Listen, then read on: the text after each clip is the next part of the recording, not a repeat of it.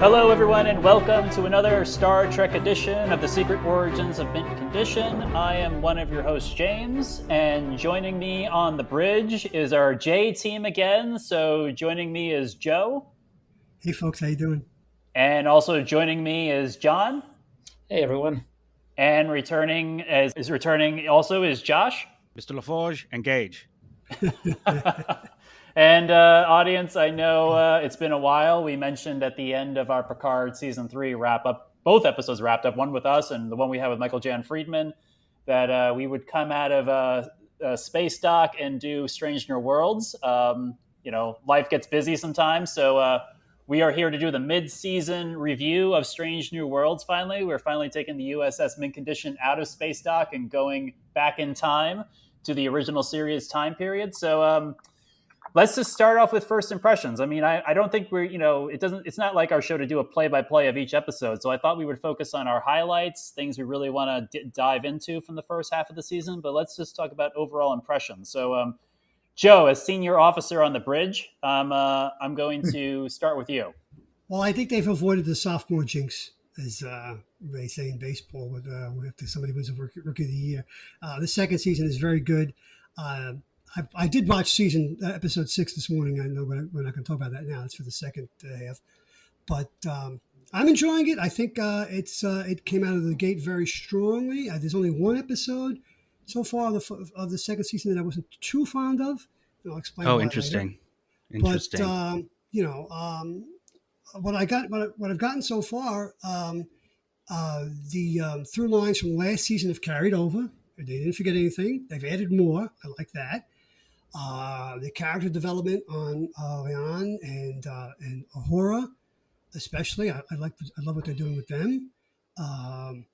And we had to see another alternate version of Jim Kirk in my favorite episode so far of the entire series. I am very pleased with what I've seen so far. Very, very pleased. No, Joe, that's great. I'm we definitely have to dive into some of the things that were not your highlights, but I think you're touching on a lot of the things that I feel similarly about. John, what are your thoughts so far about the season? Absolutely loving the season. Joe, I love that phrase, the sophomore slump. A lot of shows do have, if not a slump, they had a burst of energy in the beginning, and then maybe the showrunners, the writers are like, "Oh, what do we do now? Where do we go with this? We didn't know this was going to be so hot," and maybe go off and do some things that didn't quite work. This felt like it was becoming more of itself as far as a heir to Star Trek, the original series, in terms of episodic storytelling. Mm-hmm. And it really had that feel for me of, in terms of the way the episodes are somewhat self-contained. It felt like a show from that era, maybe Twilight Zone or something like that. Where each episode, again, as we've said many times in the previous season, was a full meal, was a full experience. So, and to the credit on that, what I wanted to mention was I had a friend staying with me, Brian, and visiting from California. Who knows? Maybe they'll run into him, Josh, because everybody seems to do that I know in LA at some point or another. I don't know what it is about that town, but everybody runs into each other who's moved there from New York. Well, that's true. If it's LA, then perhaps. I was going to say, California's a big state. Yeah. But LA, I mean, everything's attached to the industry, and somehow the New York expats somehow find each other. It's always a funny thing to hear about that. Even people who have no connection to each other, but I happen to know both of them. Always happens. So anyway, was interested and showed him the first episode of the show, season 1, episode 1. And he was like, oh, he's like, because he wanted to join us to watch the show, a group of us who he knew, but wanted a bit of a, sort of an entrance into it. Watched the first episode. It was obsessed. And this is somebody who doesn't have any real background in Star Trek. Mm-hmm. And then, so a bunch of us got together, watched, the beginning of season, or actually a couple episodes in season 2, beyond obsessed with the show. And that to me speaks to what this show is able to do, is that it really is able to widen its appeal to people who aren't already completely immersed in the mythos and the canon of Star Trek, while giving the rest of us so much to work with as well. And just the subtle little things. And I'm going to go into this later before we go on, but I just want to say them taking the coolest risk on the idea of bringing Carol Kane on board as an engineer who's just off the walls a character, completely out of left field. We don't know what to expect. Um, I am obsessed with that myself, and I love it, and that's what I'm really enjoying about these seasons. These writers is it's the best of Trek, but there's some really cool new things and some really fun surprises that give us characters that we can sort of really get into in ways we didn't expect. Yeah, Carol Kane was a really inspired choice for this season, and I'm happy she's part of the crew. And I look forward to see what else they're going to do with her. Josh, what are your thoughts of the first half of the season? Well, um, you're putting me in a tough spot here because I have some criticisms. Um, but that said, I only criticize because I think the show is so good, and I do want to say that every single episode has left me very entertained. So my favorite episode was actually, I think, among the Lotus Eaters. It was the fourth one where they went back to Rigel 7 and they lost their memories. I thought that episode was actually strangely affecting in a way that I wasn't expecting. Um, and I think so far that was my favorite. I will say I wasn't wild about the season premiere. I thought there was something a little bit strange. It seemed like a very, I don't know, maybe the way it just landed with me. It seemed like a very huge deal, the mission that they were undertaking and the fact that they were stealing the ship. I feel like they kind of underplayed it a little.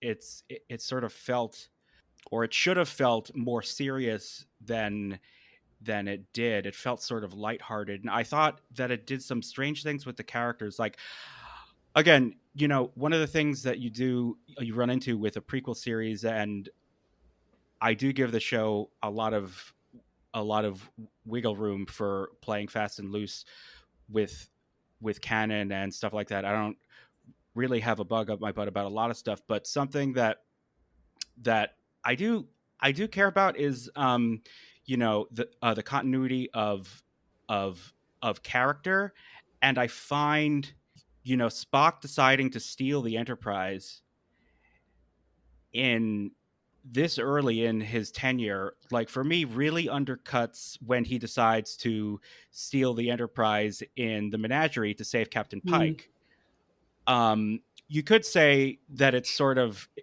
it sort of resonates with that. It's like, well, he's done it before, so now he's mhm, willing to do it to betray Captain. Like, um, it's not just stealing the Enterprise; it's also he's betraying Captain Kirk in the Menagerie. So it's a little more involved. But there was something to me about a younger Spock. He should be. It seems to me that he's more. I mean, maybe this is what it is. I feel like he's more human than I was expecting. I always thought that um, the arc of Spock was learning how to embrace his human side, and I feel like what I expected a younger Spock to be like was more Vulcan, and I feel like he's actually more he's more human and reckless than I would have expected. So I just thought that was a bit of an odd note. I also I I I didn't love the most recent episode I've seen, Charades, with Spock, where he's turned fully human and he has to go through with an engagement ceremony with his fiance.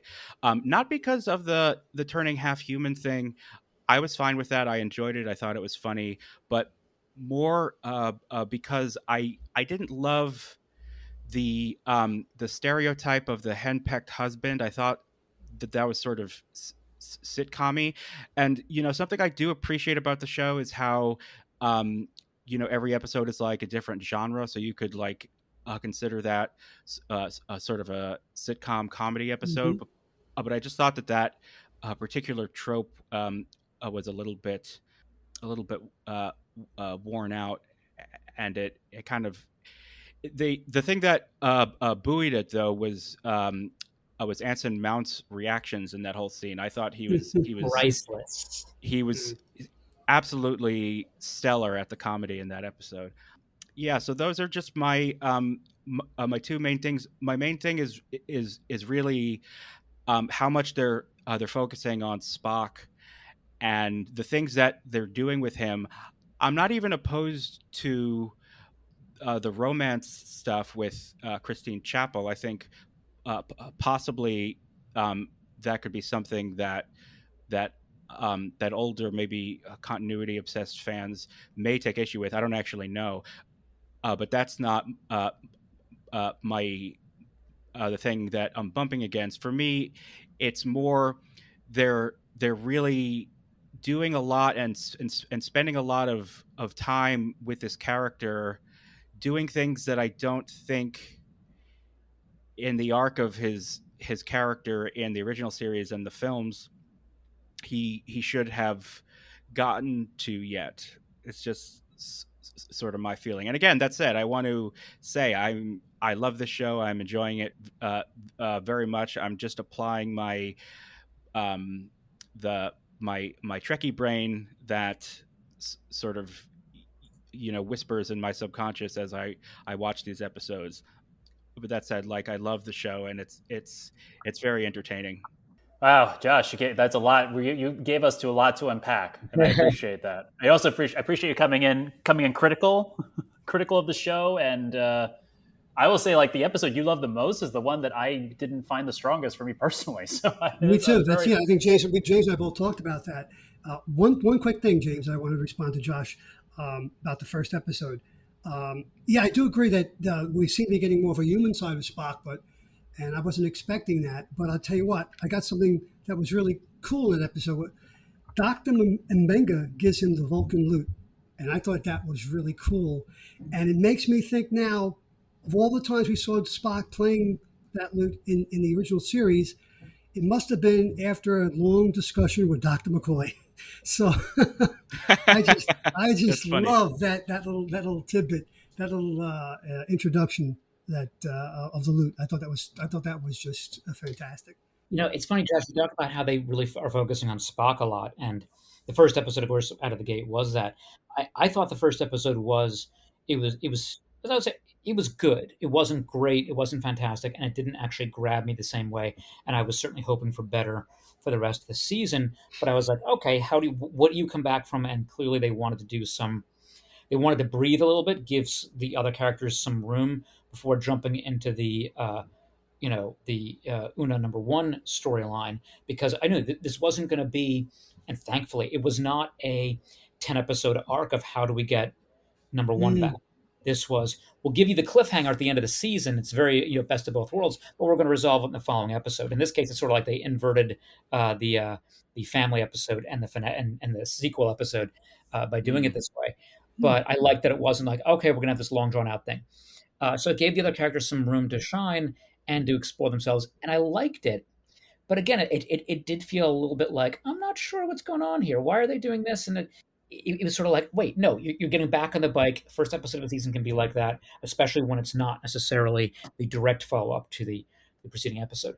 So, and I do think they're focusing on Spock because a lot of the fan feedback is so positive about Ethan Peck.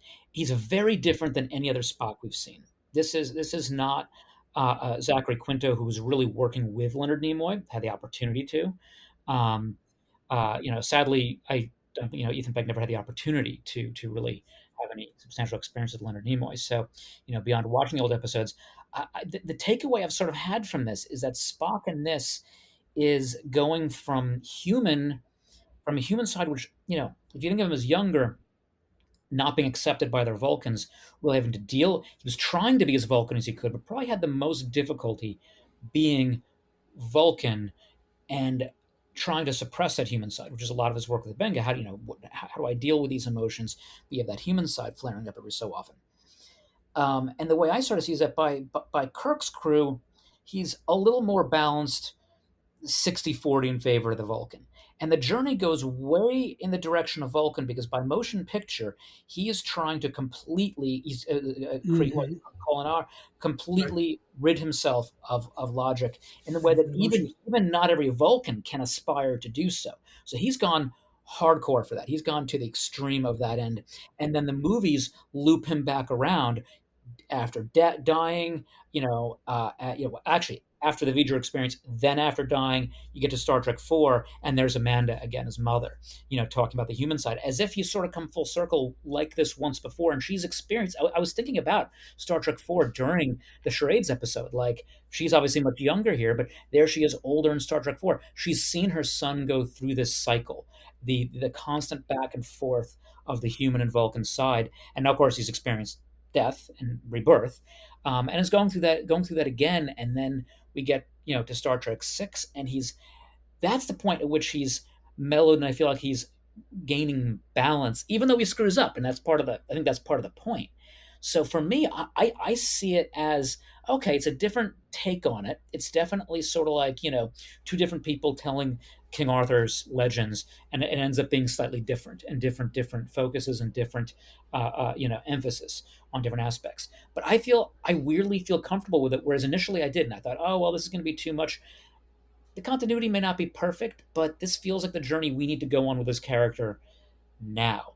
Not to mention, I had so much fun with charades because I think that was a particularly good episode to watch with people because we were laughing our asses off because it was really well done comedy without it being complete camp and devolving into just sort of Mm-hmm.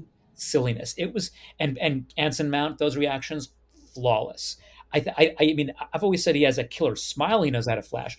I didn't know that those awkward looks and those, oh, okay, no, I'm going to step back now from this, is just brilliant. And that's why I think it all really works. And it's also building up why Pike and Spock have this profoundly deep relationship that leads to the events of the menagerie. Even though, as you said, Josh, it kind of is weird that, well, he's still on the ship first time. Was that like a dry run? Like, what is that? Again, there's a bit of recycling feeling going there, but I still, the net effect on me is that I end up appreciating the relationship of these characters. And there is a little bit of hint that Spock and Nurse Chapel and TOS might have had something. I know there were episodes when they weren't themselves, that some of that potential may have been there. But I have a feeling that's going to be another one of the things where the wheel turns. They have something and they realize why it won't work. And I'm fascinated to see how the writers handle that a season or two down the road, why they don't end up together, and what the story is for that. So for me, it works, but I do have to suspend some belief. I have to say this is a different show. This is a different era, a different take, not quite like an alternate universe, but a different storyteller. Yeah, I Okay. would agree with that. Yeah. Although this version of Spock that we're getting early on, especially in season two, kind of like explains why, to me anyway, Spock is smiling in the cage when they beam down to Talos 4 and he's touching those That's plastic fair. flowers, right? So Yeah. this, uh, yes, it could be seen as alternate reality, so to speak, in quotes, but. I think these showruns are trying to put everything together. I really do. Now, that doesn't always work because you're dealing with almost 60 years plus of canon. But I think they're doing a magnificent job, and they're trying their best to fit all the pieces into place. And as far as Spock and Chapel, well, am I right to assume at the end of charades they consummate their relationship? Good Is that a fair question. assumption? I think they do. Uh, okay. Okay, well, Yeah. you I know mean, I what? think it's 50-50. Well, I you could know go what? either way on But that. you haven't seen episode 6 yet. Okay, that's why I said that. Okay, Oh. but that informs me of how much Christine is a tragic character in the original series because we see her pining away for Spock and we think, no, she's just some airhead, but it's not. This woman has this deep connection and love to this man, and we're seeing where that came from. So yes, John, there's going to be a split at some point, but this all informs that, and it makes me see Christine in the original series in a much more different light and a much more appreciative light of her character in the original series. Yeah, and John, I was just going to say, like Joe and I were talking about it. Like, I thought the scene with Spock and Amanda at the end, especially when he's like apologizing to her, saying how much she admires her, is like that really informs so much other history that we've had now. I thought that was like a great scene that I didn't know would be so important, but really informs the relationship that Spock has with his mother and with his human side. No, yeah, that was a beautiful scene. You would think about it. I mean, how difficult it is for a human being to live all those years on Vulcan, right? A human. So we finally get to see it from Amanda's point of view. I really enjoyed that. My only other complaint about Charades was that it felt very similar to Spock Amok from last season. So I think if Charades, I think if I hadn't seen Spock Amok, I think I may have liked Charades more. But now it sort of feels like, this is like on Deep Space Nine, how they had like the Ferengi comedy episodes. It's like, here are the Spock and T'Pring relationship hijinks episodes. So after Charades, does T'Pring go back to Vulcan and hook up with Stun? Oh, that's yeah, good. I don't. All right. Well, think about that. Well, so that's what's going on here. Like, we know where they end up. I think the first episode that hinted at something between Christine Chapel and Spock, I think, was Amok time. When she brings him Plamique soup.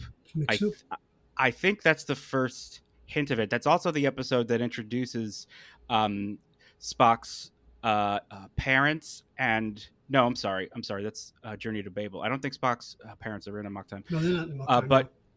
But they introduce T'Pring this idea that he's engaged, and so we all know where this is headed. And John, you were saying you wonder how or why they're going to not have a relationship or terminate their relationship if they end up having one.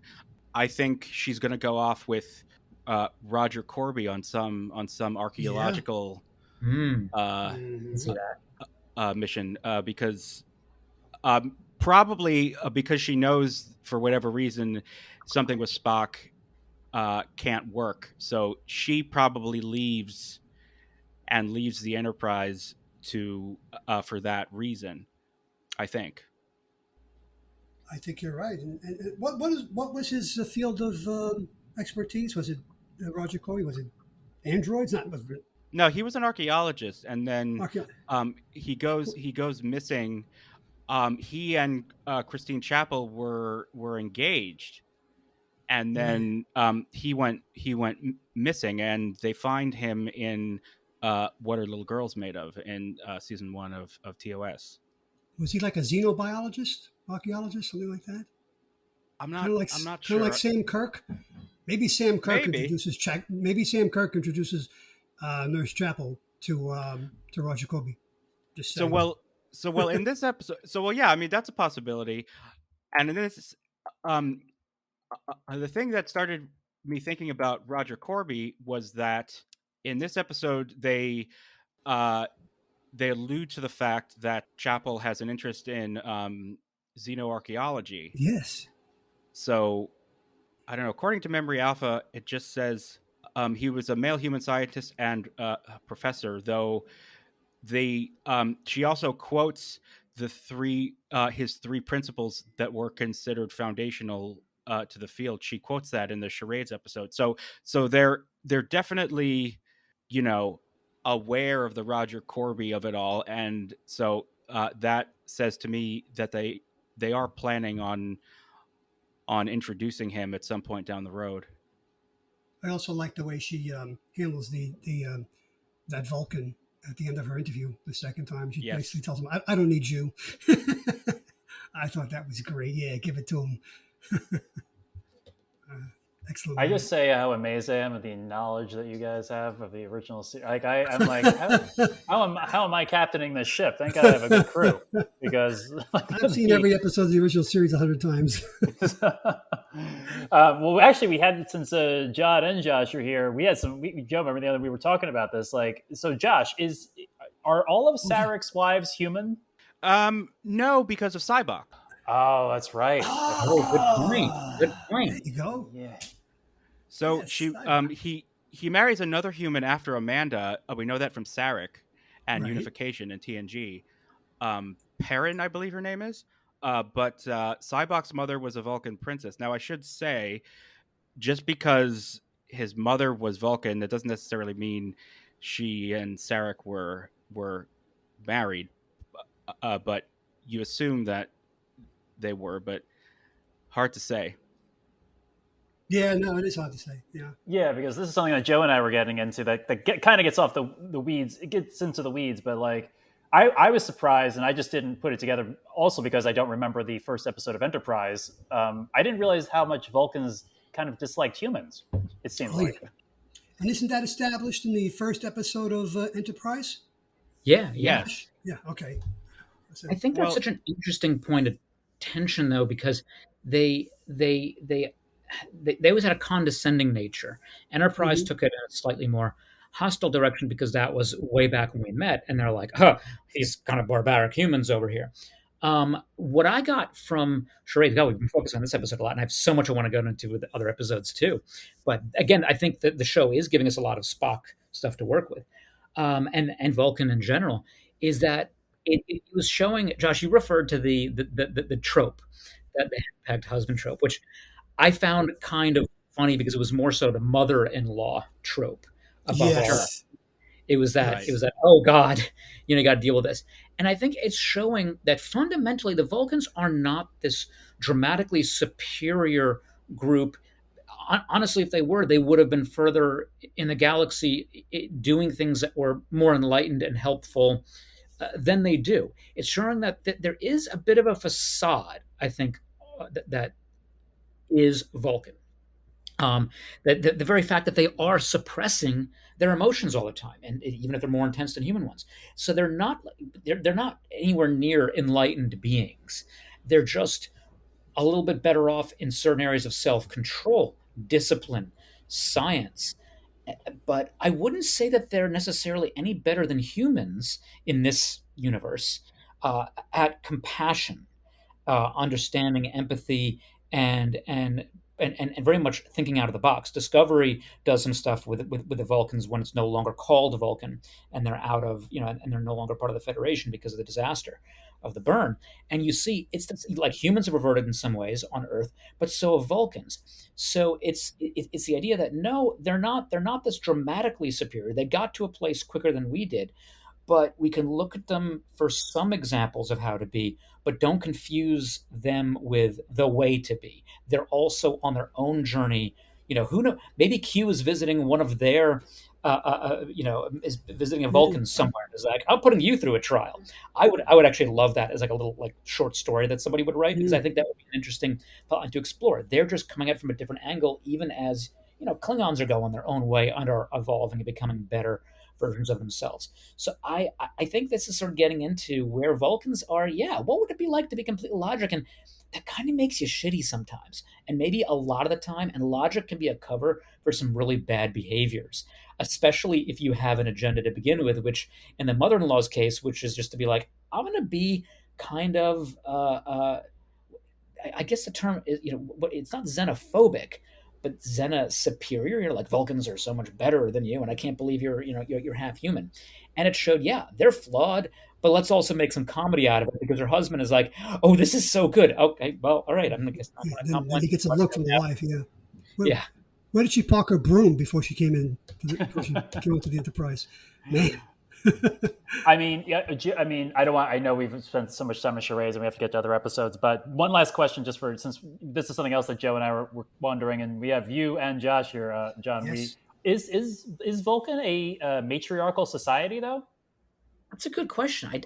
I'm not aware of anything specifically to that. Does anybody else have any info on that? Well, the interesting thing is that all of the Vulcan leaders we've seen, except for Surak, but he was arguably, you know, like the founder of current Vulcan society. So maybe they went off in another direction. But there's T'Pau, It's Pow. Yeah. and certainly the I forget her name in Star Trek 3: The Search for Spock. I forget Remember the Kirk? actor's name is T'Pau, all of Vulcan, right? He referred to T'Pau as all of Vulcan. Kirk did in the Right. Amok Time episode. Yeah. And then there's the priestess in Star Trek 3, who certainly seems in charge. Right. There's That's right. there's the woman in Star Trek: The Motion Picture who's in charge of granting Spock the Kolinar. Right. So it does seem we have seen a lot of examples of Vulcans in Vulcan females in positions of power. I think Mm-hmm. more so represented than any other species. And then we've seen a lot of that's that's interesting. And you saying is Vulcan a matriarchal society? It does light something up in my brain. That's something I may have come across at some point, but I don't know where from. But that's an interesting hypothesis. I'm going to go with that. I like that. There's Yeah. also this idea, to Pring and at mock time. She's the one who's sort of calling the shots here. Like, Mm-hmm. she gets to decide who her mate is, and they kind of have to fight over her. Like, you could view that as like a men are kind of brutes thing, but it could also be an interesting kind of inversion of the women are emotional, men are rational cliche, where is sort of in the society where their animal passions, as they term them, brought Vulcan to the edge of destruction. Maybe the women were the ones with the who were viewed as more ready to accept Surak's philosophy of logic. Yeah. Good I don't point. know. Oh, that's I a great like point. that sort of general idea because it inverts our historical stereotypes of women, which was that they are the emotional sex. The and the word hysteria comes from that. That's a very is this very 20th and 19th century and before really warped notion of gender in our world, that Yeah. one of our genders is so much more emotional than the other, but we portrayed it in a certain way, and the consequences in our society are huge, from both social aspects to health aspects. That to look at a society that, well, let's just in a fictional setting like show what that would be like in the reverse. And again, I think the point in these stories is, and then it shows how it comes into balance, that what, all of these sort of stereotypes and assumptions were meant to sort of transcend, that we tell the story to get there. And right now, the Vulcans are the lens of that. And one of the things of the original series and a lot of the Star Trek shows is that they were very like there was like a very mono vision of each alien group. Oh, the Klingons are the warriors, the Romulans are the deceivers and the spies, and the Vulcans are just logical. And now we're going to see is like, no, let's flesh out into three dimensions what each one of these groups are, as opposed to them just being the very Roddenberry-esque, you know, uh, alien that's meant to be the mirror to the human.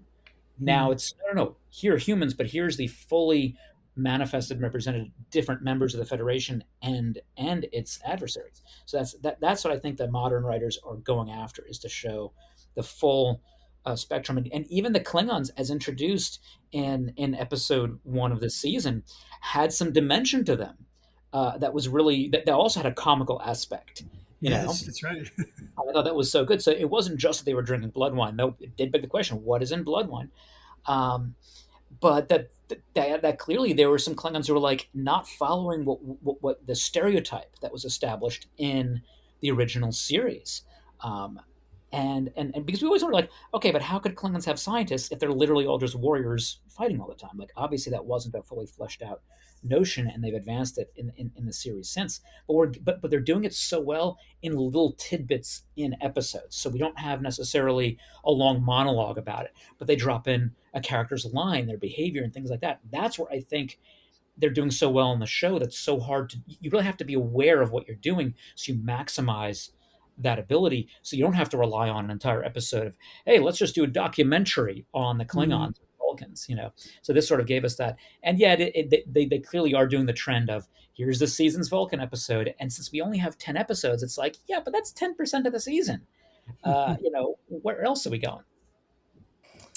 Oh, this we have to go on another episode. But I love the talks that come out of just episodes themselves that have nothing to do with what we're talking about. So I was just going to add, like John, to your point with the Klingons. Maybe the Klingons have like to cross pollinate our science fiction references. Maybe they have like a little bit Minbari caste system going on that we don't know about. Maybe there are warriors and scientists and workers in the Klingon society, and they've just never explored that yet. So Yeah. um, Yeah. but Well, well, I wanted you to touch on, since for Joe and I, it was the weakest episode. John, I don't know where you weigh on this, but let's go a little bit deeper into Among the Lotus Eaters Yeah, in yeah. terms of, because I want to hear your thoughts. Because like I said, it didn't strike me, and John, I don't know where you land on it, but let's talk about that episode a little bit. I'm in Josh's camp on this one. I would say the first part of it was just okay. This is a good episode. Interesting premise. Another mind blank episode. You know, we've had those, especially in Next Gen, and actually original series too. A lot of times they don't know who they are. Then I don't know. It started getting me. It started getting to me. I would say because it was who was Josh? What was the name of the character who was sort of their guide? I don't remember. No, but he's the one who um that his plot of the episode and the themes that he was giving voice to throughout the episode is what really got me. Was that Luke? Luq? Luck? Reed Burney? That looks like him in the I in can. IMDb. So that character really was incredibly heartfelt, and I could completely understand. It was very much. I mean, it brought flashes of the movie with Jim Carrey and Kate Winslet, Eternal Sunshine of the Spotless Mind. You know, the idea of Mm. is it better to completely forget? So it took the trope of oh, everybody's forgotten where they are to what does that mean? Yeah, we got the sci-fi aspect of it. Yeah, we have we got to find out how to get through this. But it was the tragedy of an entire culture that's dealing with that, but the good and the bad. And what would you want that if you'd experienced some really horrible tragedy that you've clearly marked on your arm that you know you had a family and you know that they're not there anymore, but you don't know why. Do you want to know? Do you want to know? That was a very that's sometimes what I think is the best of Star Trek is exploring those notions. And it got to me because I asked those questions like, would you want to know that? And the way they ended, he was in such pain finding out, but in the end was actually grateful to have found out, know that he had a son, know that he had a family. And exploring that was really cool. So every once in a while they get you with those moments, and I thought it was a neat twist on the idea of memory loss, that it was that the forgetting happens every night, which is a little bit memento-esque. You know, you're gonna have to write it down, figure out how to tell your future self, tomorrow's self, that you still have to go forward to figure a way through this. It did have some clunky aspects to it, uh, but it didn't feel like it was just a retelling, which is what I was afraid of in the first half. I was like, all right, well, it's one of these episodes. And then, like with so many episodes in Strange New Worlds, it surprised me in the end. That was my feeling very much of episode 3, the one with Kirk. Was Mm. I was not impressed in the first half. I was like, fine, cool, whatever. And the second half, whatever it did, yeah, tomorrow and tomorrow, just all of a sudden it was there. It had it. And before we go off to that, because I know Joe, we're gonna have a lot to talk about with Kirk. But Yes. yeah, I think they have that ability in the second half of the episode to subvert expectation. And for me, I was impressed by Among the Lotus Eaters, and I left it very satisfied. That's Same. very Yeah. fair and a very good reading of that episode, John. My biggest problem, my problem, I think I was this when we spoke about it, James, right? Um, I wasn't too happy with the way the episode was filmed, shot, put together, the logistics of the episode. That whole I forget what the name of the planet is, but they're obviously on a One of the very Rigel. oh yeah, Rigel 7, right. Look, that's a great throwback to the cage. I love that. When we first see Captain Pike in the cage, he's lamenting over the fact that he lost crewmen. I don't want to be he's telling Doctor Boyce, I believe, right? I don't want to be the guy that keeps sending people to their death. I'm tired of this. I'm going to get myself a ranch. Da da da. But No, I've had it, Phil. I've had it, Phil. Yeah, I've had it, right. But they're out in the cold. They're on a very inhospitable planet, and it's obviously green screen. There's no. It's not a set. It reminded me of the fight scene in Justice League in the park, where oh my God, can you build something here? Can we have something other than just green screen? And it just, I mean, the digital snowflakes that don't stick, the wind that should be howling and is not. And what kind of gel is Pike using in his hair? I mean, things like that sometimes take me out of a movie or an episode where it's like, wait a minute, you know, the verisimilitude is gone here. The suspension of disbelief is. I'm not buying into this because even though the story is very good, and Josh, John, you just gave a beautiful summary of what I think went over my head for this episode. But these other things just took me. I'm going to now go back and watch it again, obviously, and I'll get by the crummy CGI. And But Joe, I have a suggestion for you too. Just want to jump in real quick with what you're talking about. The Ready Room episode, and I do watch a lot of the Ready Rooms afterwards. They talk about the AR wall, and they do a lot of behind the scenes. Now, they're very proud of what they accomplished in that episode. But I had some of the same problems you did with that, and they show it. Check out the Ready Room. They talk about the special effects, but also how the actors get very dizzy using it. And I I would think imagine so. we're in the early use of this new technology, and it feels a little bit off. It doesn't quite feel real to us yet. It definitely has some drawbacks to it, but I think you'll appreciate what they're trying to do, and maybe in a season or two or three, we're going to see what they can really do with it. I will do that. I will watch the Ready Room and I will go back and rewatch this episode. And that was my one giant complaint. I grew up with the TOC episodes, the original series, and with the paper mache rocks, the plastic plants, and Yeah, the painted exactly. I was going to backdrops. say. And you know what? But let me. I want to really expand upon that because in those episodes, when you're filming in a soundstage amongst these, 1960s backgrounds, the characters have to become center stage because the background is not a character because it's just a dropping. It's just a set drop. So when Kirk and Spock and McCoy are arguing or trying to extricate themselves from their weekly plight, they are literally on a stage. It seems more immediate to me because I'm not distracted by what's going on in the background, and I can really, really hone in on their adventure and their trials and tribulations.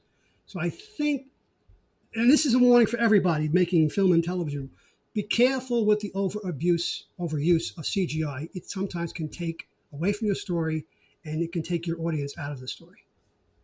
So I agree with that 1,000%. Like I also like you and John, I found the AR wall to be a little wonky, and I think what's going on with it, John, you can probably speak to this, having seen the behind the scenes in the Ready Room episode.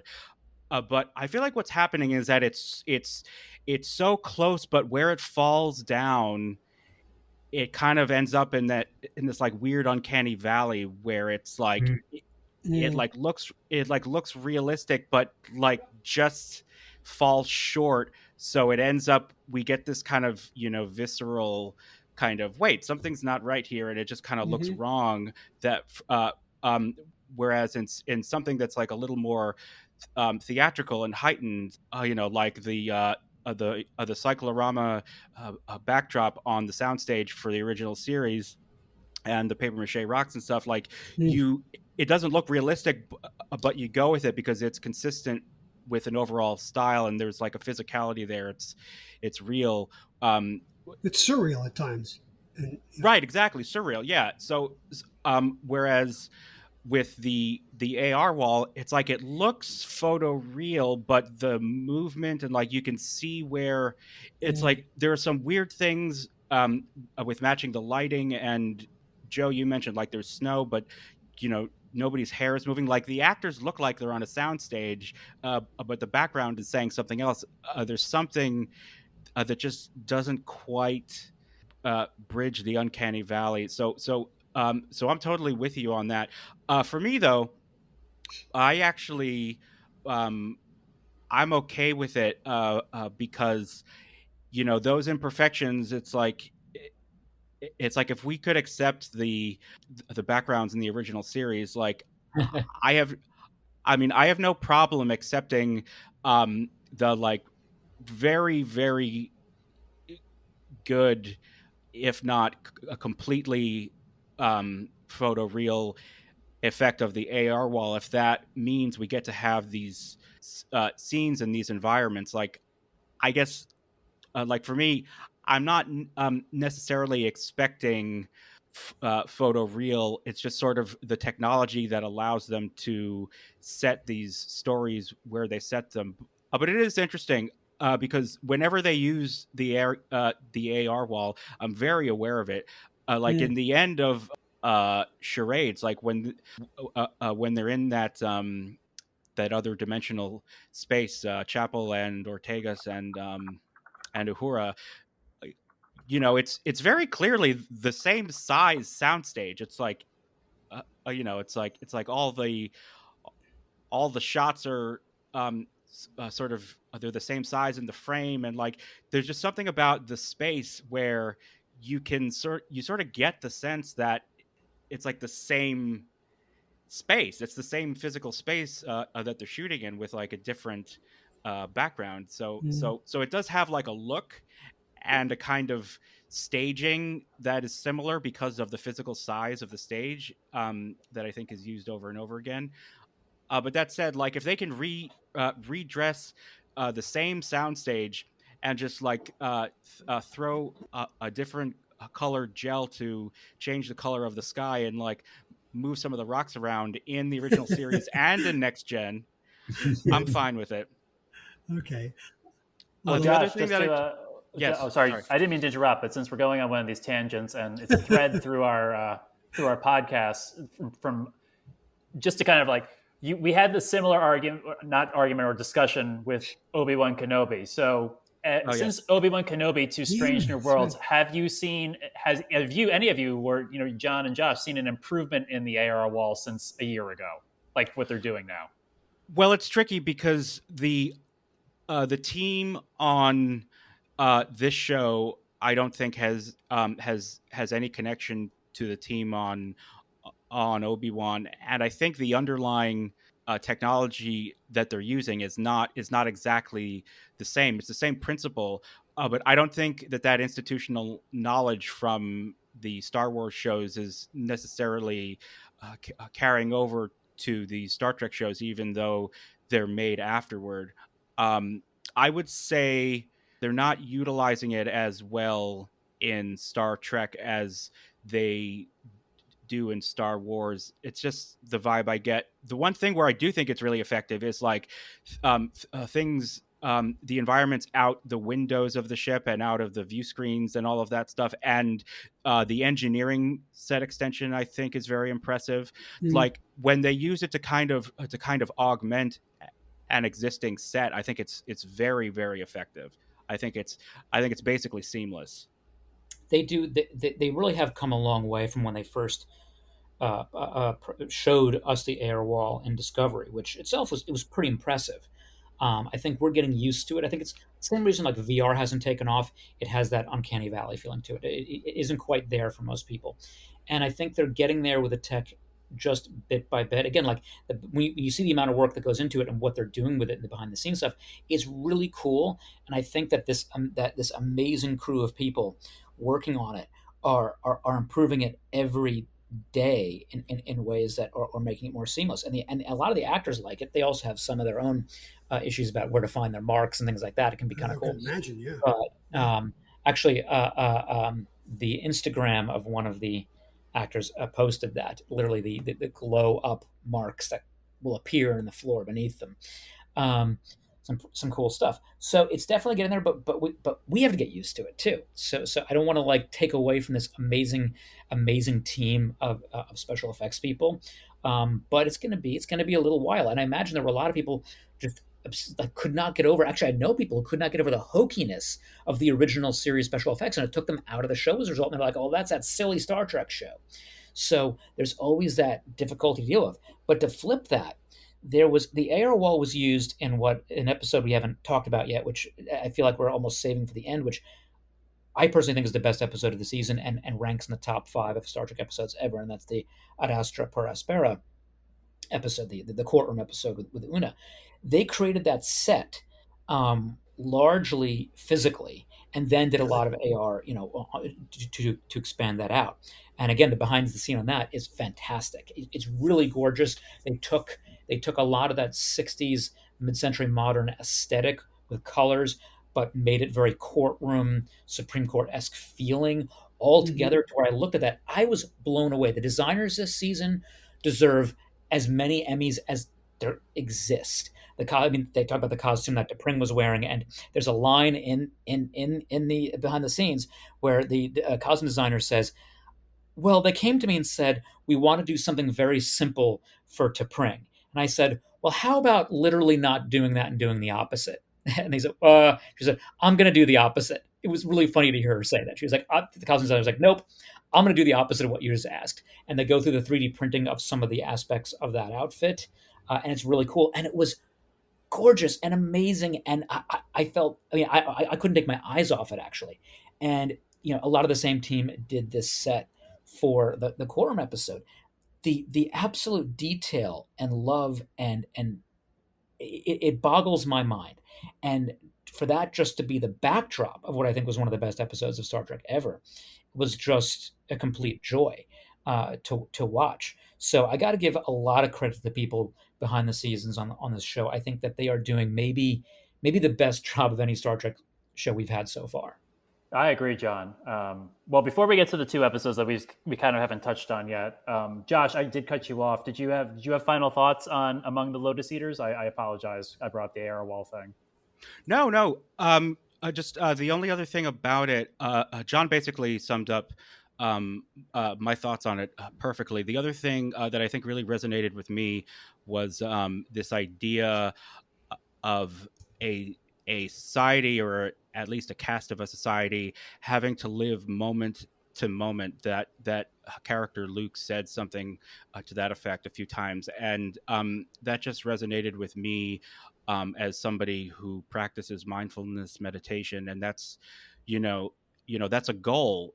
The idea that that's sort of, you're forced to live that way, and kind of you're forced to view life in a different way through that lens of living moment to moment, and that's kind of your entire reality. I thought was very profound and fascinating. And like John was saying, it's like, what if you have a whole society that has to live in this way? So I thought that was a very interesting, in addition to the larger things that John mentioned. You and John have really sold me on revisiting this episode with a different light. So Yeah, me too. And we were always told to live in the moment, right? Because we don't know when our next one was going to be, because we don't know how long our time here on this earth is going to be. But this episode shows that, yes, you can live in the moment, but you cannot or should not, to whatever means, forget what came before. It's a part of us, good or bad. It's a part of us, and we need to accept that. And there's one more thing I'd like to say about this episode. A little thing, but I found it. I realized it. When it happened at the end. Oh, okay, this is very Hitchcockian. This is a MacGuffin, but it's there for a reason. And it was the Opelian Mariner's keystone that Captain Patel gave Captain Pike. I think it was a genius stroke by the showrunners there to put that in, and the way that played out. So, and not only are these people students of Star Trek history and canon, but I think they're just film students of great films and great movies and directors, and I think they're bringing this all into play, and it shows on the screen every week. when you have fans writing, like sometimes it's bad, but most of the time recently it's really good when you have fans who care about the show and have knowledge of things that are writing your television. You can get some really cool things and some really good Easter eggs and payoffs. So, all right, well, we got the two, I think, big episodes, as John was saying, that we really haven't touched upon. So do we want to talk about episode 2, or do we want to talk about Jim Kirk? Let's leave Kirk for last, right? Okay. All right. So John, you kind of started us off. We want to continue on with some of your thoughts about episode 2? Absolutely. I mean, yeah, I'd be happy to. I watched that episode. That was an episode I was watching. I was watching that alone, though texting people at the time. And I was at the edge of my seat because it was like a classic courtroom drama. And very much Measure of a Man and those episodes, and the Menagerie, in fact. And Court Martial. And court martial, yeah, yeah. and even Wolf in the Fold. Yeah. It So felt yes. so much like a really well written, like a movie, like a courtroom drama movie, like someone had just taken a Grisham novel and put it on, but a good one and made it phenomenal. It was just like, wow, okay. And I didn't know where it was going to go. I didn't know until the very end how they were going to pull this off. I'm like, are they going to rewrite history? What are they going to do? The idea of, again, we're looking at this. The point is the Federation's not perfect. It Mm. always has to grow, and we're not going to rewrite the canon. They decided of saying that no, the augments, the genetically enhanced, were banned then. They took it all the way through Deep Space Nine. And how were they going to get through this? What was going to be the way out? We thought the way they portrayed it in the finale, episode one, that it was going to be Captain Pike riding in to save the day, and he couldn't. He did enable everything. He did his job. He got the lawyer, played by, and this is what I have to look up because she was phenomenal. And I can't say enough. And what was the character's name? It was Nira Katul.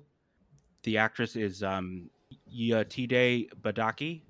yes, who's known for one other big role that I was really sort of impressed with, but not a lot of people saw, the goddess Bilquis in American Gods. Uh, Oh, that's what she was from. is Okay, yes, really okay. really phenomenal. Bilquis was a fascinating character in that, but always had a presence and a power.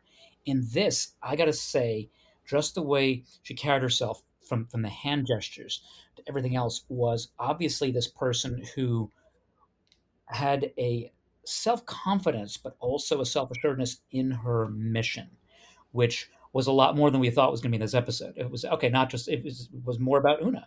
It was like, okay, how are we going to start making the case that people who are augmented, particularly against their consent, um, have every right, and how do you balance that against the Federation's need for, not promoting this wild, out of control genetic modification, which is what we're facing in our own world. Just in some recent stuff, just the other day they announced we're about to make a breakthrough on developing synthetic eggs for creating human embryos. Like we're just about there, and the potential for that is wild, but wildly scary. It's very So scary. yeah, genetic modification, genetic selection, creating a super species is terrifying. So the Federation is completely valid in its fear, and the judges at the end reiterate that the rules are there for a reason, Hmm. but they also can't be applied in a way that robs people who did not have consent to this, or who don't deserve this kind of treatment. So when the lawyer figures out how to you know do this, in the character of Nira. Oh, we're going to go a whole story through. We're going to seemingly attack the admiral. We're going to seemingly do this, but what we're really about is finding one law to counteract another. It was like the best of a Law and Order episode. How she figured that whole thing out, and in the end, it gave the judges an out, one to both save face, maintain law and order, but also start to push the Federation in a new direction while doing justice in their courtroom in that moment. That's the brilliant writing. And that's just telling us, hey, we got you to the end in one episode, which I didn't think was going to happen. I thought we are going to end up multiple episodes. And how are they going to actually give Una back to the Enterprise? You know, they did it, and they said, yeah, we still have a long way to go. And you're gonna be along as a viewer watching that journey and seeing that, yeah, the Federation isn't perfect. And what do you have to do, and how does that reflect back on us and our society today, that we're not perfect? That what is it? Is it, if it maybe it's not an issue of genetic modification, but we certainly have the issues of race, of sexual orientation, of gender. We are having these massive clashes on today that I thought we were really evolving on 10, 20 years ago. And look at our current politics today, and how contentious it is, and how angry and vicious people are getting over those issues. An episode like this is a mirror to say that, well, in Q's word, the trial never ends. You're going to face areas where you get uncomfortable, where you don't know what to do. Maybe you even have good reason, as in this case, to restrict augments. But what do you do when faced with real life people in front of you, and their dignity and their freedom? What do you do? And this episode answered that in a way that blew me away. Yeah, I mean, I agree with you, John. I mean, I love the episode for a lot of the reasons you mentioned. I also just, I was when I was talking to Joe about this. I also like episodes that kind of just give you the background of how the Federation works. Mm. The structure of it, the workings of it. So I appreciate it also from that, like just seeing like the Federation is not perfect, and it's also interesting to see how other cultures and races who are not part of the Federation or who have issue with the Federation, how they view the Federation. Because it's not that I want the Federation torn down or anything like that, but it is interesting to see a different perspective on it. Yeah, wasn't that well done? Yeah, no, it's a great episode. Amazing. Joe, I know you are a big fan of lawyer shows and courtroom shows. What were your thoughts on the episode? Once again, John has changed my mind. I did like the episode, but you and I had spoken about this offline. I thought it needed a little more oomph, possibly a little more drama, and I would have liked to have seen Captain Pike called as a witness, and in this trial. I thought that's something that would have been done in Next Gen, obviously in the original series. But I guess holding back on that and doing this from a very intellectual viewpoint, as John just so eloquently put, adds to the story. It doesn't subtract from the story. So I've had my mind changed again twice in one episode of our podcast. So I will go back and rewatch this episode. Um, but it is in the classic courtroom dramas, it's right up there with some of the greatest. I like to mention a courtroom show I loved in the past, which was L.A. Law, and they had some great courtroom battles on that show. Oh, that was And really good. yeah, and this episode kind of reminded me of that. But I thought it originally it didn't have enough punch, but I don't think it needs it.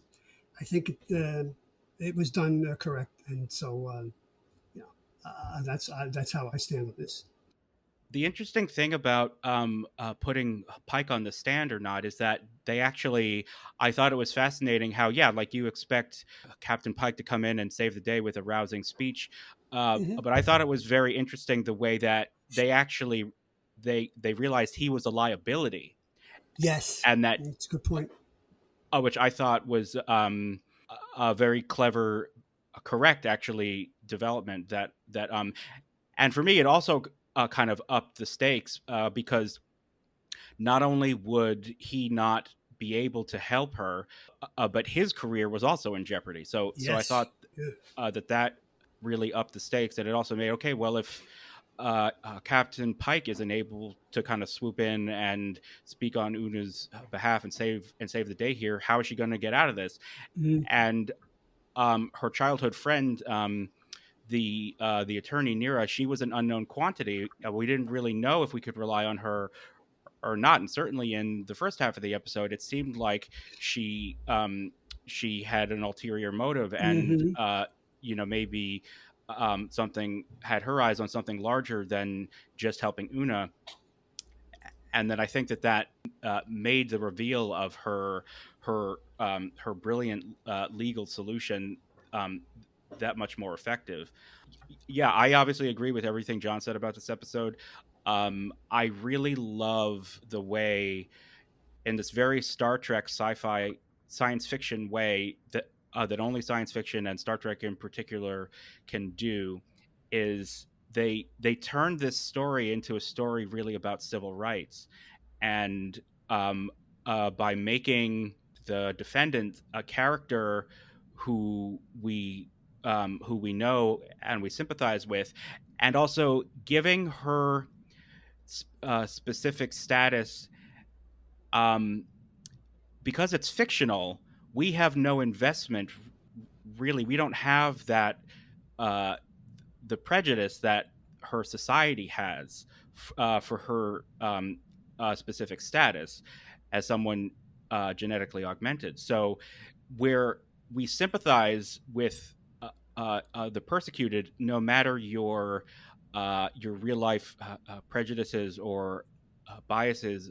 I'd be surprised. I would be surprised if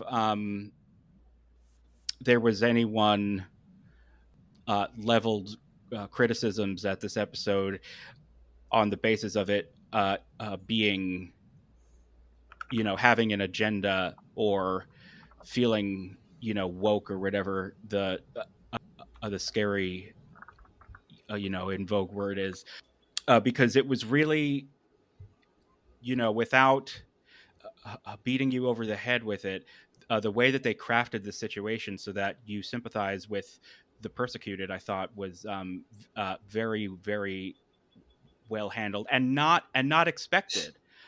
Yeah. I didn't expect that that's where her trial was going to go, but in retrospect, it seems inevitable and perfect.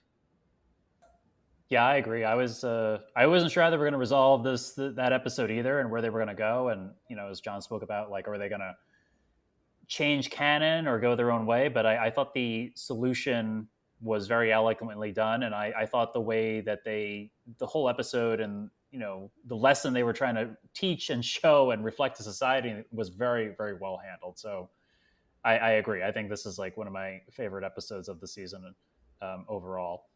So, well, I guess we should get to the last episode we haven't touched upon, which was it tomorrow? Tomorrow and tomorrow and tomorrow. A great episode with a lousy title. Yeah. Well, Joe, I'm going to have you kick off, because before we get into talking about Paul Wesley and Captain Kirk, I think you said your first thing you shouted out was the character Christina Chong, Lon Noonien Soong's character. So why don't you kick us off with your thoughts about this episode? Well, I've loved her character so far, but this episode made me fall in love with her. She's my favorite character in this series right now. And I was trying to think who she's an analog to, and this episode for me crystallized it. She is this series Mr. Worf. She's Worf. She's the one who's lost a lot, who's often an outcast, and has to constantly fight not only for herself, but her own, fight within herself.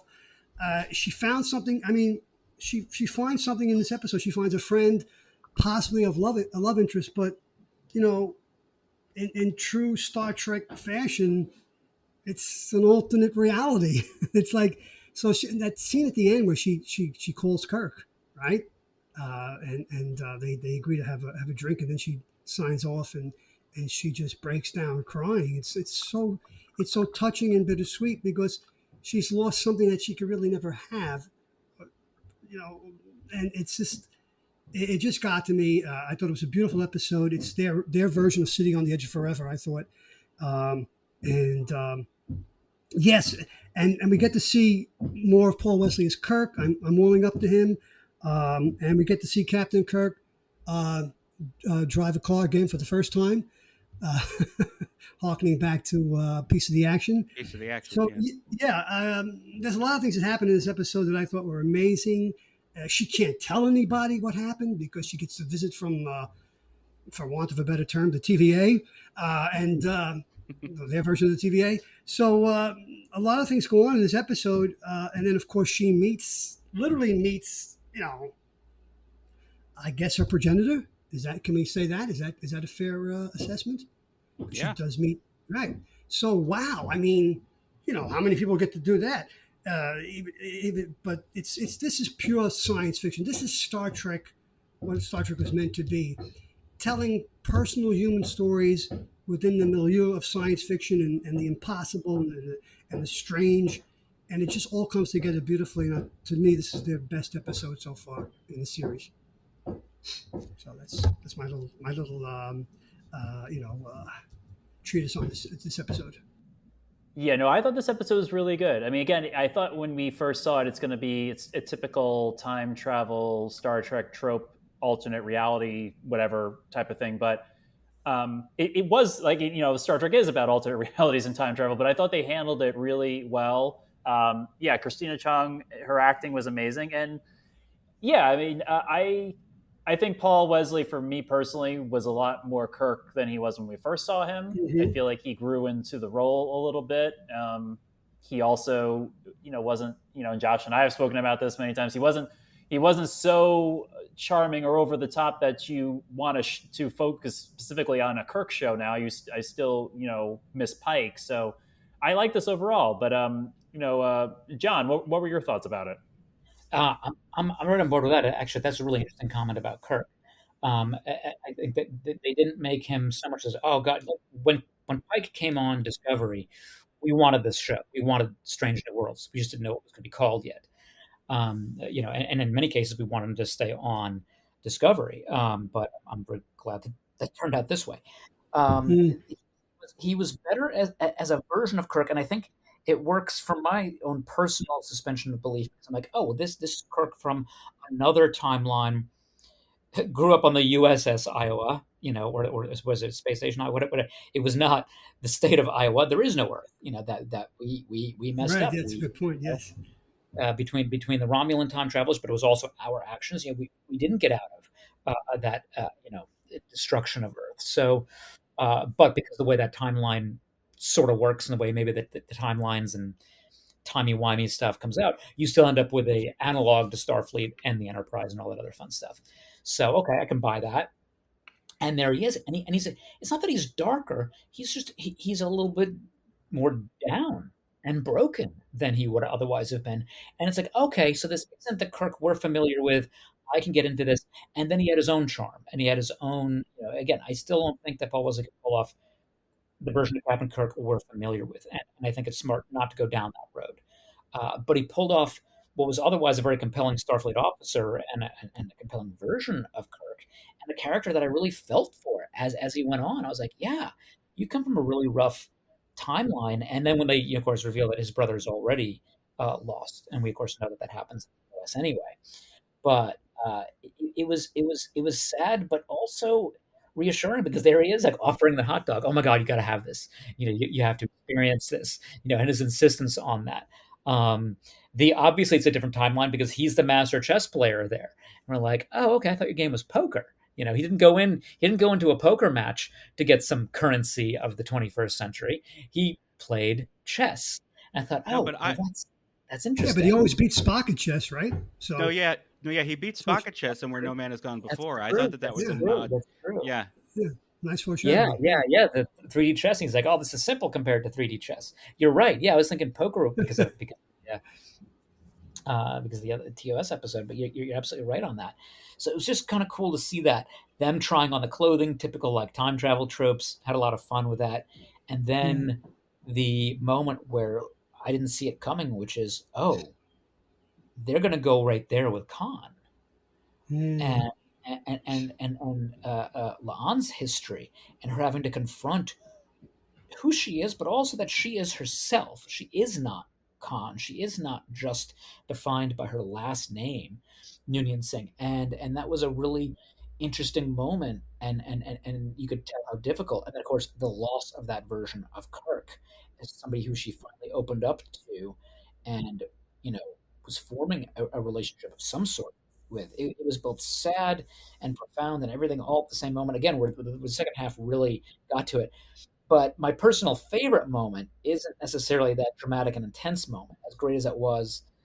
It was Carol Kane. They set it yeah. up in the beginning of the episode. It's like, oh well, it was from my bunker in Vermont, whatever. It is like a throwaway line, but there it is, Chekhov's gun. And we're like, it's like, and the Louvre keeps calling me about this painting. It's a fake. And there we go. That's great. There she I'm is sorry. in the past in a bunker, because people were building bunkers because it was a crazy time and people were expecting the disasters that were in fact to come in the 21st century. God, that's scary for us though. Uh, and there she is in Vermont, and not at all an engineer, not at all. She's like, I laughed so hard when she says, I work retail. Yeah. It's set up at the beginning of the episode because we see a typical day in Laan, right? Security chief, what she's got to deal with, and all the little flies she's got to put out.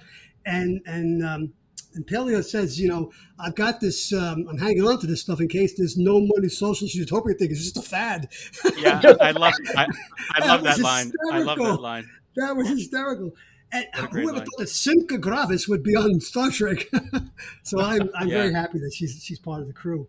I feel like that was a nod to that character in a way too, without being. I think you're right. Yes, saying it. I feel that's like, yeah, well, she was clearly on Earth and she was doing these kind of wacky things and had no idea. Oh, that's true. That's a good point. That's a good Oh, point. that's oh my God, you're right. She could have lived a life as Simca. That's You just blew my mind, John. There's nothing stopping it from being the truth, so it could absolutely be the way it was. Oh, holy It's cow! so much fun Oh, with that. that's great. They really let us have some fun with that, and the idea is like, well, maybe she'll start studying, engineering, and obviously 300 years later is a master engineer. But the reference, because they're putting, I love, again, without giving us lots of exposition, we didn't know how old these Lanthanites. Well, virtually immortal. How long have they been on Earth? Well, she makes the reference to, well, I haven't studied math since Pythagoras, so we know It's a long at least as time. far back as Pythagoras now. So they're fleshing these things out in these little tidbits of character detail and lines, and I'm loving the way they're doing that. So yeah, holy crap! Like she's all been there, thousands of years, and obviously did not expect the best from the 21st century. And it was just a very fun scene, and it got them to where they needed to be in an unexpected way, because I was totally expecting, yeah, she would build them a device and they would take it to the next level. Nope, not that way, but it's still in line the rest of the timeline. So again, chicken and egg stuff. Like how did that all happen? Yeah, I'm very excited for tonight's episode, to say the least, because I did see a little preview of it in the ready room where I know that Carol Kane's in this one. So Yeah, she's got a significant part in episode yeah, 6. Yes. I think that taking making these interesting choices, doing what they're doing, and in this episode where it's let's bring in the big guns. Let's talk about Khan, but not bring in Khan again as another foe, but there's the child with these drawings and not seemingly at all, to be horrible. And what is it that shapes him into believing that he Mm. needs to and wants to rule the world in a very ruthless way? They show the picture of the other fellow children augments, so you begin to understand what his feeling of family was.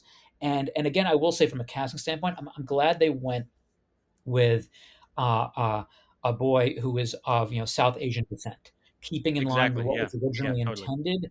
And obviously, they Yeah. cast Ricardo Montalban to sort of be that, because it's the '60s and everything's a little bit messed up with that. But I felt really weird about Benedict Cumberbatch, who I love as an actor, but I always felt a little bit like, that's not Khan. He's not British. Yeah. He's He's not. not. And they explained it away, but it didn't feel right. And this was being like, hey, we're gonna subtly correct some of those things and honor what we said, but also recognizing that there's this huge portion of the world that we don't often deal with, because this is an American show. It's produced in the United States. We're a diverse country, but we are still, we're not, necessarily representing the globe as well as we could in Star Trek, and at least correcting that idea that, like, yeah, Khan Noonien Singh is from Southeast Asia. Like, he's from, specifically, I forget whether it's a region of India or something, but he's meant to be from a certain part of the world, and be this, amazing historical, terrifying figure. Don't diminish that. Don't take that away. No, No, I absolutely. agree. Exactly. Yeah. Yeah. Josh, what were your thoughts about this episode? No, I loved it. I thought it was great. I enjoyed it for all the reasons both Joe and John have expressed. Um, Paul Wesley, I enjoyed as Kirk in this episode, even though I agree with John. Like, I don't think he's doing a perfectly fine job. He's just not. He's committed the crime of not having the charisma of William Shatner, and that's, I mean, few people do. So I mean, it's a hard criticism. It's an unfair criticism to level at somebody. And James, you and I spoke offline. I think for this show, that's the right move, because, like you alluded to, you don't want to bring in a new character. I mean, even if he is Captain Kirk, and every time he's on screen, be like, "Oh, I want to watch a show about that guy." So for the purposes of this show, I think that, yeah, he should be playing second fiddle to Captain Pike. Like, Captain Pike is the one who we want to watch, and I think he suffers for the comparison, which is also one of the reasons I think he's so successful in this episode, is because it's just a two-hander between him and La'an, so he gets to shine and kind of do his own thing. Right. He doesn't have to share the screen with Anson Mount. Mm-hmm. and so he's able to kind of have a little more room to do his own thing. And I think that really helps the character. One thing I will say, I don't love that they have Captain Kirk in this show so much right now. Like, I think I would have preferred if they had sort of, if they're ever going to bring him in, it be toward the end of the series. Like, I, I kind of would have rather the show kept him more of a mystery. But And that's give Sam equivocal. Kirk some screen time. Yeah, yeah. No, it's funny. They introduce there's a Kirk who is on the crew of the Enterprise, and we see him a fraction of the time that we see the Kirk who's not a part of the crew of the Enterprise. Episode 6, guys. Episode 6. Not even Okay. well. All right. Yeah, All right. we're not even Looking well forward at the to time of so much. yeah. But so far in this season, all he's gotten is yelled at, almost killed by Spock for not Yeah, cleaning for up his crumbs crumbs. crumbs on the table. That was a great scene. I love that. That was so cool. No, but he's going to get a few more. He's got some more screen time coming up, Mr. Kirk. What You was know- the line Spock said? I will break you. And it's just, Well, I threw this idea out. I think we talked about this in when we were doing our season 1 Strange New World stuff about where they're going to go. I was telling Joe that if the show, depending on wherever they decide to wrap up the show, however long in the future they're going to let Strange New Worlds goes for, there's a possibility that they could, keep the original series intact and do the second 5-year mission with the new actors playing these roles. So maybe, I don't know, they're going to keep Paul Wesley here so that we get more used to him as Kirk over time. I don't know, but I can agree with you, Josh, that I was surprised that we're getting so much. I'm surprised we're getting Kirk again in the second season, and also so early in the second season too. So that was surprising to me as well. Josh, I have 2 questions for you. 2 Yeah. canon questions. One, where are we vis-a-vis the timeline right now? What year are we in? Is it like 2258 or something like that, or even earlier? How far are we out from Captain Kirk getting the center seat of the Enterprise? I think 6 years. I think this is 2259. 59. And Okay. the first season, 2265. Right. yeah, the first season of TOS is 2265. So I think we're 6 years. I think Kirk is still a lieutenant on the Farragut, as they showed in at the end of Tomorrow and Tomorrow and Tomorrow. I believe and he's still 6, by the way. Oh, throwing okay. episode 6 up. Yeah. Yes, you'll see that too. And my other question for both you and for John, does it bother you in any way? Because it didn't bother me. I understand why they did it. I think I understand why they did it, but maybe you can explain it better. Obviously, when they go back in time, La'an and Jim Kirk, it's 2022 or 2023, depending on this was filmed in Toronto. But, in Star Trek canon, the eugenics war was 30 years prior to that. So now they're pushing that up.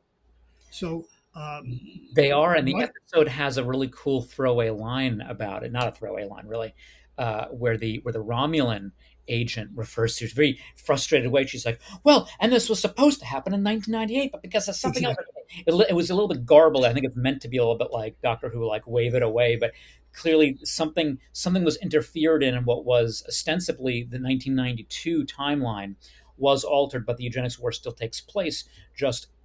As she said, 40 years later. So I guess what they're hinting at is that that's going to be roughly, and this is again just brand new from this episode. They're fixing the previous years, previous shows issues. So I guess that means that it's 2032. So we're coming up on it much soon. closer to first contact, which is 2065, right? Yeah, and we're recovering. So and Pike refers to it. He refers to, which is something brand new to Star Trek. He refers to the Second Civil War. Where they very pointedly use footage from 2022 and January 6th right there on screen in the archives. And he says, and then it became the eugenics war, which is about which is 2032 that they've now established, roughly speaking. And then they just called it World War III. So that's up later. Mm-hmm. So it's not just a 1 or 2 year phenomenon. It's a rolling phenomenon that occurs over a long amount of time now, and they haven't quite pinned everything down. And then it sort of is over by by First Contact era, when we've been climbing out of the rubble for a couple years. So they've done a pretty good job at establishing that, yeah, we have some work to do because we're catching up to our own future history. But now, because of this, there was a time alteration, but that the core events still take place just a little bit later on. What if they're still doing Star Trek in our universe in 2065, and we haven't had? What do they do with First Contact then? Think about that. I won't be around. It's interesting. No, I just think. Like, where are they? Where are the Vulcans? Why aren't they here Where, yet? Come on. yeah, where's that statue of Zephram Cochrane? No, it was at the high school. But it's also, it's also pretty interesting too, because there was always some confusion about World War III and the eugenics wars. Like, were they separate conflicts? Were they the same conflict? So I thought that like John was saying, in the series premiere, they had Captain Pike sort of address that and sort of, acknowledge that they were separate conflicts that sort of rolled into the same conflict. And I think, which had never explicitly been said on screen before. So I appreciated that. And yeah, I also appreciated like the little nod of 1992. Like it's to show, they're aware of what canon said, and they're aware that they're changing it. And I have no problem with that, because obviously the eugenics wars did not happen in 1990s. In the 1990s. So I like the way that they are still maintaining the gist of Star Trek's future history, while still allowing it to be in our future. I think, so it still kind of works as intended. I do have to say, though, there was a very cool trilogy of eugenics wars novels. The author is escaping me now. That for any fan of Star Trek, like a big fan, there are a lot of really cool ways that they tie in Star Trek lore with real history. And the Eugenics Wars trilogy by Greg Cox. I just looked it up. I've read some of his novels, not these particular ones, but I've read some of Greg Cox novels. Yes. No, these are really great. And what he does is he renders the Eugenics Wars as like sort of a behind the scenes kind of a Cold War conflict that was sort of happening through like spycraft, and through the Eugenics Wars were happening in our 1990s. It's just that we didn't know about it. And it sounds crazy. It sounds like it would be crazy, but the way that he weaves Star Trek lore and other incursions into the 1960s and 1980s and even 1990s from the Star Trek shows, like there's some fallout from the Klingon phaser that Chekhov left behind in The Voyage Home, and that factors into the plot. And Gary 7 is a part of the plot, and it's really fun. It's a really fun kind of suturing of our real history and Star Trek history. That's obviously, I guess, non-canon now, but I found it to be a really great read. Check them out. Yeah, I was looking at those books too, Josh. Now that you brought them up, I'll take a look at them too. But well, I think we thoroughly covered the first 5 episodes of the season pretty well. I think we have. Yeah, it was pretty good. Any final thoughts about these episodes before we wrap things up today? I just want to reiterate, I know I was a little critical, but I really love the show and I'm enjoying the hell out of it. It's just in the interest of discussion. If I'm ever going to give voice to things that kind of tweaked me a little, I figure this is the venue to do it.